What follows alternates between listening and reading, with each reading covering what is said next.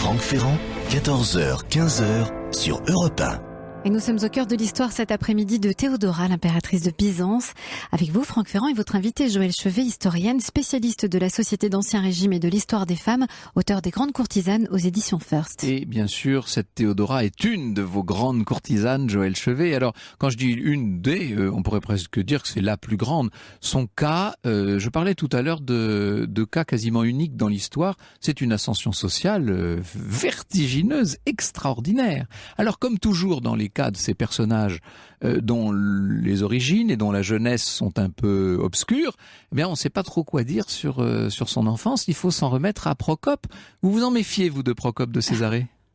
Je crois qu'il y a de bonnes raisons de s'en méfier, vu les exagérations et le tableau absolument monstrueux qu'il nous dresse donc de Théodora. Bon, alors c'est la source essentielle. Il faut quand même rappeler que les pires choses qu'il écrit sur Théodora sont dans cette histoire secrète, sur laquelle quand même les historiens s'interrogent, qu'ils attribuent en effet à Procope. Oui, on n'est même pas certain de la paternité du texte. Voilà, Il est possible même qu'il soit composite, ce texte. Voilà. Ce dont on est certain, évidemment, c'est de la biographie de Justinien, là qu'il consacre, puisqu'il est un contemporain de Justinien, Procope. Il appartient à une famille, je dirais là, patricienne, ces vieilles élites gréco-romaines, orientales, donc qui ont vu l'ascension d'abord de Justin, avec évidemment beaucoup de méfiance. Vous l'avez rappelé, Justin est vraiment un homme né, ce simple soldat est devenu par pronunciamento, comme on disait, proclamé donc empereur après l'empereur Anastase. Donc Justin, homme du peuple, et dont la femme Euphémie, dont vous avez parlé aussi, était peut-être même esclave. Oui. Donc en effet, au départ, un cercle familial de Justinien qui est tout à fait modeste. Il est illettré, Justin. Donc pour Césarée, appartenant à ces élites extrêmement cultivées, c'est évidemment déjà une tâche sur l'empire. Après cela, évidemment, Théodora, ça dépasse évidemment les bornes. Par ailleurs, aucun autre chroniqueur, soit de l'époque, et il y en a quelques-uns, et en particulier les théologiens dont Théodora était très proche, aucun ne reprendra, même ceux qui lui sont opposés parce qu'orthodoxes, ne reprendront ces accusations extrêmement lourdes adressées par Procope.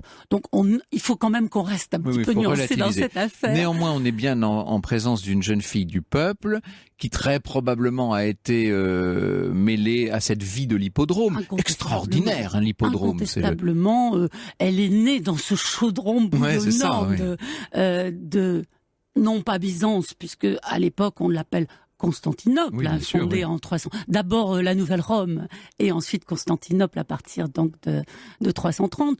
Donc ce bouillonnement extraordinaire qui, sous le règne de Justin, encore plus que sous le règne d'Anastase, va être en effet l'opposition de deux partis. C'est ce qu'on appelait des dèmes, donc les Verts d'un côté, parti en effet beaucoup plus populaire et qui représente plutôt un peu les plébéiens de Rome, en fait, de Constantinople, et de l'autre côté les Bleus, partisans donc de l'empereur, anciennes élites gréco-romaines bien sûr, et partisans de l'orthodoxie. Et alors tout ça au départ s'affronte sur le plan sportif, bien sûr, puisqu'au départ il s'agit de soutenir les champions des courses de chars. Et petit à petit, les choses dégénèrent en opposition sociale et politique, étant donné les origines, évidemment, des Verts et des Bleus. Au départ, il y avait 4 factions. Là, on en trouve vraiment 2. Hein. On est dans le bipartisme, en fait, je dirais, voilà, et qui prennent des proportions. Alors, par contre, à l'époque de Justin et de Justinien, où on est vraiment là, surtout dans des oppositions religieuses. Alors, je disais à l'instant, je racontais ce grand voyage qu'elle a fait pour suivre un de ses protecteurs, un de ses amants, Ékébolos. On ne sait pas grand-chose non plus là, mais il semble bien que ça a été pour elle comme une sorte de voyage initiatique. Elle est revenue de là différente de ce qu'elle était en partant. Oui, je pense que Kébolos va la chasser, apprenant par 2 officiers venant de Constantinople son passé très tumultueux. Donc il la chasse. Ils étaient alors en Cyrénaïque, il était gouverneur de Cyrénaïque, et donc elle part en effet sur les chemins, si l'on peut dire, avec sûrement peu de choses, peu de fortune.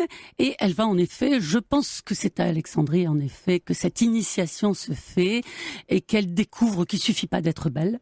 Je pense que c'est une femme qui est extrêmement intelligente et bien sûr ambitieuse, et qu'elle comprend que la beauté ne suffira pas pour les ambitions qu'elle a, et qu'il faut se doter à cette époque très travaillée en plus par la philosophie, la politique et la religion, qu'il faut qu'elle tienne sa place là aussi. Ce qui fait que lorsqu'elle va enfin entrer en contact avec l'héritier de l'empereur Justin Ier, avec ce prince Justinien, elle est déjà une courtisane au sens le plus raffiné du terme. Hein. C'est quelqu'un qui doit pouvoir tenir une conversation philosophique, qui lit des livres, enfin, etc. Je pense qu'elle a acquis en effet une culture, comme beaucoup de courtisanes dont on pourrait parler d'ailleurs à d'autres époques et jusqu'à une époque relativement récente, où toutes ces femmes qui arrivent justement à des très hauts niveaux de la prostitution, puisqu'au départ il s'agit bien de prostituées qui gagnent leur vie en vendant leur beauté, et qui se rendent compte très rapidement que ça ne suffit pas, que les hommes qu'elles veulent fréquenter sont des hommes cultivés, à qui non seulement il faut donner des jeux sexuels très très experts et très élaborés, mais avoir aussi de la conversation. Mais qu'est-ce qui lui a pris à ce Justinien, qui était une espèce de moine un peu, si on peut dire, d'un seul coup il tombe complètement amoureux. Oui. On peut dire tout à fait que c'est un moine. Rien n'est dit sur ce. Alors je ne sais pas s'il est vierge quand il rencontre Théodora. Je ne suis pas au courant, mais il est certain qu'il a des mœurs extrêmement austères et qu'il ne s'est pas fait remarquer jusque-là par autre chose que par son assiduité aux études. Alors lui, par contre, a reçu une excellente culture sur le plan théologique et juridique. Justin a tout fait pour que son successeur vraiment soit à la hauteur. Alors j'ai prononcé tout à l'heure le mot monophysisme. Elle adhère, elle, au monophysisme. Il faut dire un mot peut-être de cette religion qui va secouer littéralement l'Empire. Très simplement, les monophysites, comme leur nom l'indique, sont ceux qui ne veulent pas reconnaître une triple divinité dans la Trinité, mais une seule. Donc c'est considéré à partir du concile de Chalcédoine en 451 comme une hérésie, et qui sera donc persécutée à plusieurs reprises, donc à partir du milieu du 5e siècle. Mais on imagine les conversations entre ces deux personnages qui ont presque 20 ans de différence, entre cette espèce de moine Justin et cette ancienne courtisane. Ils doivent parler de religion aussi, probablement, à mon avis. Très certainement, c'est peut-être d'ailleurs par là que ça commence, qui sait. Je pense quand même qu'il y a un éblouissement au départ de la part de Justinien. Je crois que ça n'est pas trop s'avancer que de dire que cette femme était quand même très belle. Mais alors on ne sait pas trop à quoi elle ressemble. Même Procope le reconnaît. Oui, voilà, tout le monde le dit. Il reconnaît une beauté absolument éblouissante et qu'on aurait du mal à trouver ailleurs, bien qu'il la dise. Alors là, je ne sais pas si c'est moral aussi. Il l'a dit flétrie à 25 ans. Mais ça, bon, c'est du Procope. Il ne pouvait pas s'empêcher. Mais il y a un chroniqueur qui dit qu'aucune des représentations, alors nous on n'en a plus qu'une, mais aucune des représentations de cette impératrice ne nous permet de se faire une idée de ce que pouvait être l'expressivité de son regard, notamment. Oui, je pense qu'elle a un physique très oriental, petite, on l'a dit, de teint très pâle, brune, avec des yeux en effet d'une présence particulière. N'oublions pas ses débuts de petite gymnaste elle doit avoir un corps extraordinaire. En plus, donc, qui a l'habitude donc des exercices physiques, donc elle doit être très souple, vraiment certainement une très très jolie femme, et en plus avec un charisme extraordinaire et une intelligence qui a dû séduire très vite Justinien. Alors elle épouse Justinien en 523 et moins de 4 ans plus tard, c'est la mort de l'empereur, ce qui veut dire qu'ils vont tous les deux être sacrés à Pâques 527, empereur et impératrice de Constantinople. Alors l'empereur sera sacré à Sainte-Sophie, elle ne sera sacrée que dans les salons privés du palais, peut-être parce que justement on craint les mauvaises langues, c'est possible. Toujours est-il que c'en est fini de la courtisane, nous allons maintenant parler de l'impératrice Théodora. Franck Ferrand, 14h, 15h sur Europe 1.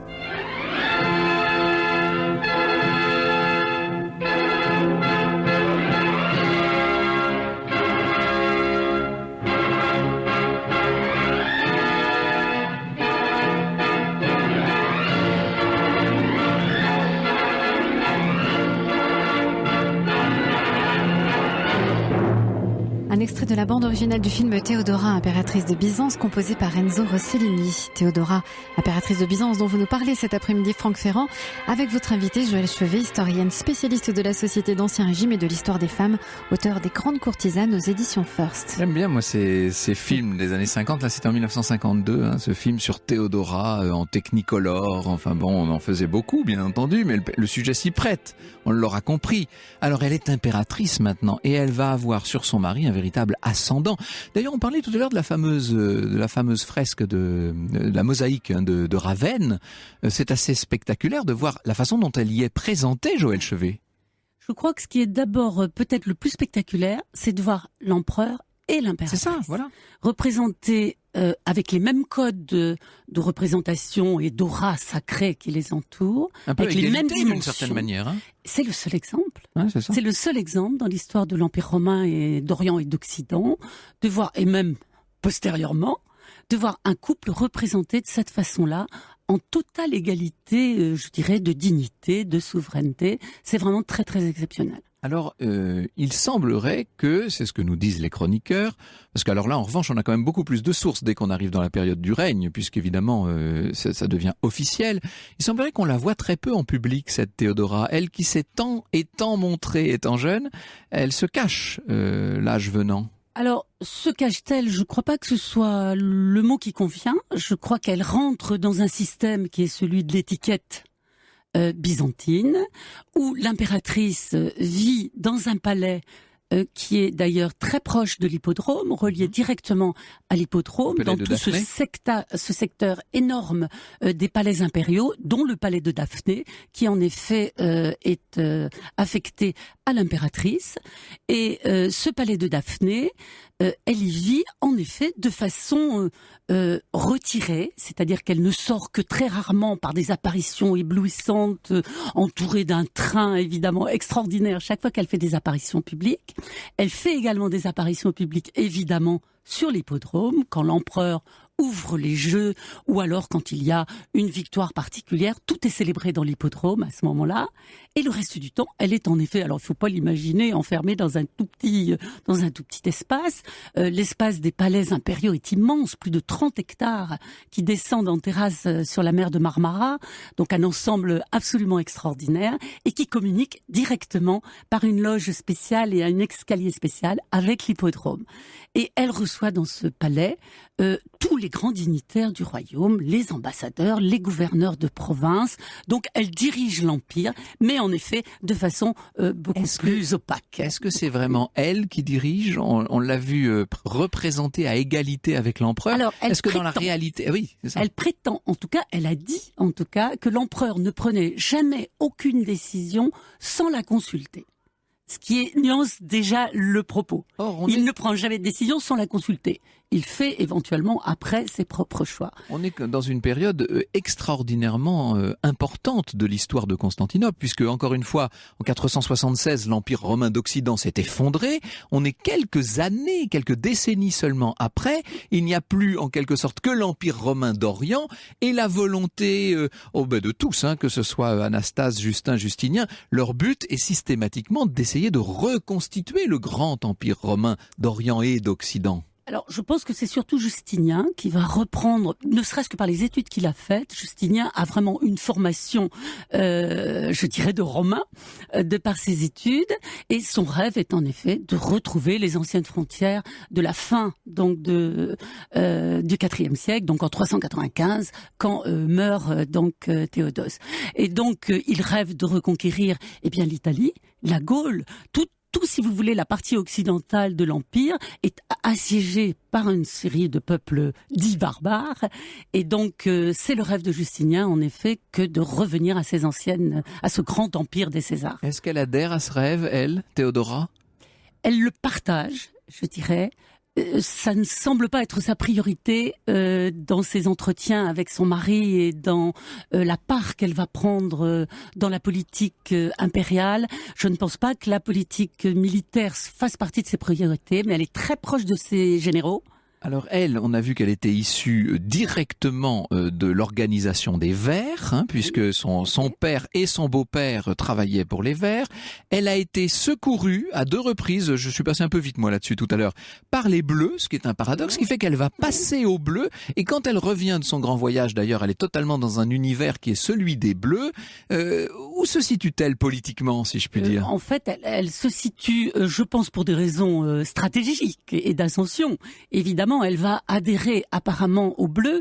En fait, elle reste foncièrement proche des Verts et elle va négocier pendant toute sa vie avec Justinien de façon très habile, et Procope ça le raconte très bien, la façon dont tous les deux donnent le change en ayant l'air d'adhérer au parti de l'autre pour essayer en fait de semer la division dans l'Empire. Alors nous avons l'image, et je pense que c'est lié tout simplement à la différence avec l'effondrement de la Rome occidentale. On a l'image d'une Rome orientale, d'une Constantinople parfaitement pacifiée, etc. C'est pas le cas. C'est une espèce de vous parliez de chaudron tout à l'heure, ça bouillonne beaucoup tout ça, et ça remue, ça remue. Dans la mesure où en plus Constantinople est peuplée d'ethnies extrêmement différentes. Vous avez des Vénitiens, des Géorgiens, des Arabes, évidemment des gens venant d'Occident et des Orientaux.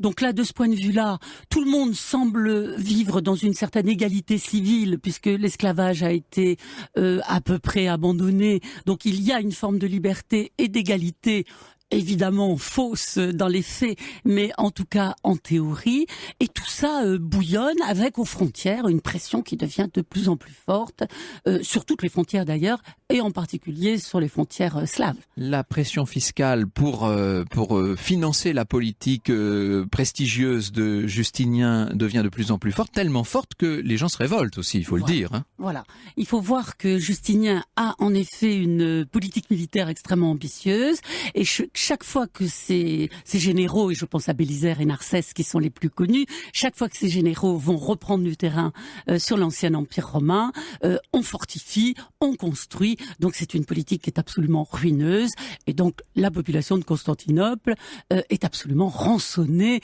par tous les moyens. Alors Procope, là encore, en rajoute beaucoup. Il semble que vraiment on s'empare des héritages, tous les moyens sont bons pour ramasser en effet de l'argent. Et donc, en effet, la révolte ne va pas tarder à se fomenter par une alliance entre les Verts et les Bleus. Alors, on va y venir à la révolte un instant, mais je voudrais répondre à la question de Julien qui, justement, nous demande pourquoi Procope déteste autant Théodora. Pourquoi ce chroniqueur a-t-il tant de haine pour elle? Alors, d'abord, je pense qu'il y a plusieurs origines. Il y a d'abord, évidemment, les origines sociales de Procope, son éducation, la carrière de sa propre famille, qui fait qu'il regarde ses parvenus, évidemment, avec beaucoup de mépris. Bien entendu, Théodora est une fille du ruisseau pour lui. Donc déjà, il y a ce premier préjugé qui est quand même très très fort. Alors, par la suite, il y en aura d'autres, mais je pense qu'au départ, c'est surtout ça. Il est dans la reproduction des élites. On se marie avec les mêmes. Et là, évidemment, pour lui, c'est un scandale qui est très difficile à avaler. Oui. Alors, vous nous disiez, Joël, ça c'est assez étonnant, j'ai bien entendu la phrase, les Verts et les Bleus vont s'allier, en fait. Ça, c'est toujours très dangereux pour un régime, quel qu'il soit, quand les oppositions s'allient, en fait. Et oui, et là encore, tout va se passer dans l'hippodrome le 11 janvier 532, où on ouvre les courses de chars, les empereurs sont là, la révolte gronde, le feu commence à s'emparer de l'amphithéâtre. Il ne faut pas oublier qu'il y avait 150 000 spectateurs dans l'hippodrome. Peut-être pas 150 000, mais bien 100 000. 100 000 en tout cas. Bien 100 000, en tout cas, les chiffres sont un peu discutés. Mais en tout cas, bien 100 000, donc vous imaginez ce que cela peut faire. Et là, pendant plusieurs jours, Justinien va se retirer dans son palais sans réagir, finira par revenir devant les Verts et les Bleus dans l'amphithéâtre, alors qu'un autre empereur a été élu, Hypatius, porté sur un bouclier, neveu d'Anastase, et donc il décide de revenir chercher l'accord de ses citoyens, et évidemment il est absolument hué et songe à la fuite. Et là, c'est là qu'intervient Théodora. Ça, on appelle ça la révolte de Nika. C'est la révolte de Niké, ou Nika, qui signifie victoire, donc en grec. Voilà, tout à fait. Et c'est là où les choses, en effet, vont basculer, où Théodora va révéler la femme qu'elle est capable d'être, et qu'on voit d'ailleurs dans d'autres circonstances. Hein. Beaucoup de femmes se révèlent souvent dans ces moments-là, et où elles refusent, par contre, de fuir. Et je crois que je vais vous lire quelques lignes quand même du discours qu'elle fait à ce moment-là. Discours historique, tout à fait, qui a été repris après dans des tragédies, etc., qu'elle fait en effet à l'empereur et à ses généraux, qui évidemment se retrouvant en minorité, décident de fuir. Et où elle leur dit: quand il ne resterait d'autre moyen de salut que la fuite, je ne voudrais pas fuir. Ne sommes-nous pas tous voués à la mort dès notre naissance? Ceux qui ont porté la couronne ne doivent pas survivre à sa perte. Je prie Dieu qu'on ne me voie pas un seul jour sans la pourpre, que la lumière s'éteigne pour moi lorsqu'on cessera de me saluer du nom d'impératrice. Pour toi, autocrator, si tu veux fuir, tu as des trésors, le vaisseau est prêt et la mer est libre. Mais crains que l'amour de la vie ne t'expose à un exil misérable et à une mort honteuse. Moi, elle me plaît, cette antique parole que la pourpre est un beau linceul. Extraordinaire. Je crois qu'il est difficile de faire mieux. Là, ça, c'est de la noblesse. Voilà, pour le coup, tout à fait. Et là, Procope ne manquera pas d'admirer, en effet, ce discours qui va galvaniser les généraux de l'empereur. Va suivre, par contre, une répression absolument terrible. Elle mourra pas très longtemps après, en fait. Elle meurt de quoi, d'ailleurs? En 548. Oui. En 448, puisqu'elle meurt à 48 548. 548, oui. Pardon. Donc quand même, plus de 15 ans après. 15 ans, oui, 15 ans. Oui, plus de 15 ans après. Par contre, donc, je le disais, la répression va être absolument terrible. 40 000 personnes vont être massacrées dans Constantinople et principalement dans l'hippodrome. Et ensuite, la ville incendiée. Constantinople est à rebâtir. Un mot, parce qu'il ne nous reste pas longtemps, malheureusement, Joël. On pourrait parler de... Oui, moi, j'adore parler de Byzance, c'est toujours, je trouve ça tellement dépaysant et tellement agréable. Ouais. On ne peut pas parler de Théodora et de Justinien sans évoquer la grande création du règne de Justinien, le code justinien. Tout à fait. Là, c'est vraiment une des grandes œuvres du règne et certainement une de celles à laquelle Théodora a été le plus profondément associée, ce fameux code justinien qui va reprendre tous les anciens textes romains pour supprimer tout ce qui était un petit peu antagoniste, etc., en faire une œuvre de synthèse qui se transmettra d'ailleurs jusqu'au Moyen-Âge.